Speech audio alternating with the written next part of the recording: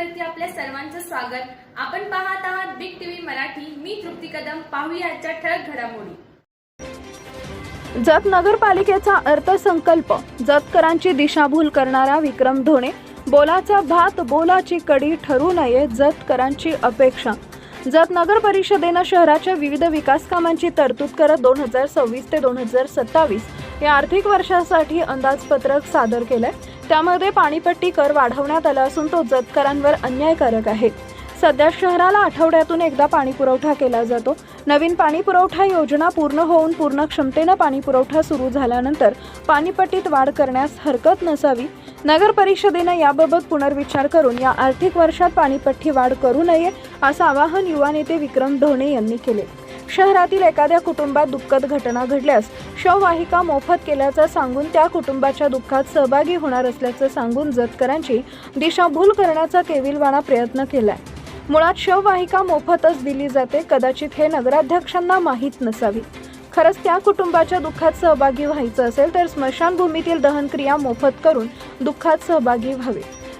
स्वागत कमानीपेक्षा शहरातील जिल्हा परिषद शाळांसाठी निधीची तरतूद गरजेची आहे। नगरपालिकेला प्राप्त होणारा निधी हा प्राधान्याने मूलभूत सुविधा आणि गरजा यावर होणं अपेक्षित आहे। यामुळे स्वागत कमानीपेक्षा शहरातील जिल्हा परिषद प्राथमिक शाळेसाठी खर्च करावा असं आवाहन युवा नेते विक्रम धोणे यांनी केलंय।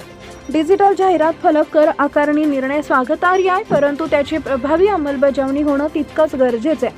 नाहीतर बोलाचा भात बोलाची कडी असं होऊ नये या जतकरांकडून अपेक्षा आहे। जत नगर परिषदेच्या लोकप्रतिनिधींनी जत शहराचा अर्थसंकल्प सादर करण्यात आला।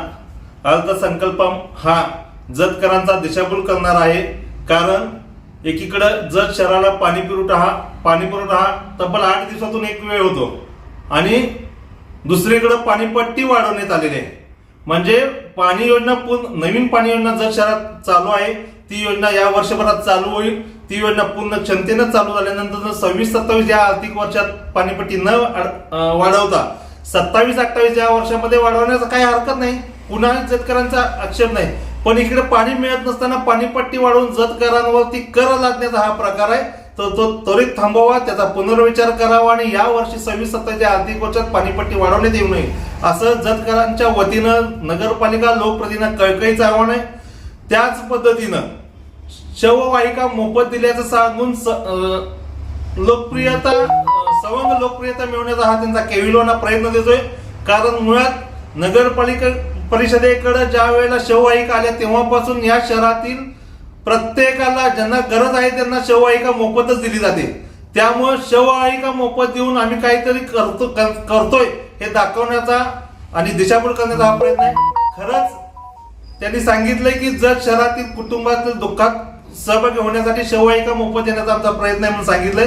पण खरंच या लोकप्रतिनिधींना जत शहरातल्या कुटुंबाच्या दुःखात सहभागी व्हायचं असेल तर शववाहिका तर ऑलरेडीच मोफत आहे, तर त्यांनी स्मशानभूमीतील दहनक्रिया मोफत करावी आणि खऱ्या अर्थाने त्या कुटुंबाच्या दुःखात सहभागी व्हावा, माझं एक असं आव्हान आहे त्यांना जतकरांच्या वतीनं। तिसरं त्यांनी सांगितलं की स्वागत कमानी उभा करू। खऱ्या अर्थानं स्थानिक स्वराज्य संस्थांना स्वागत कमानी उभा करण्यास राज्य शासनाचा हरकत आहे। औरंगाबाद खंडपीठानं सुद्धा त्याच्यावरती ताशेरे ओढलेले आहेत। असं असताना स्वागत कमानी उभा करण्याचा घाट कशासाठी? एकीकडे मुख्याधिकारी म्हणतात नगरपालिकेची आर्थिक स्थिती चांगली नाहीये आणि दुसरीकडे लोकप्रतिनिधी म्हणतात आम्ही स्वागत कमानी उभा करू।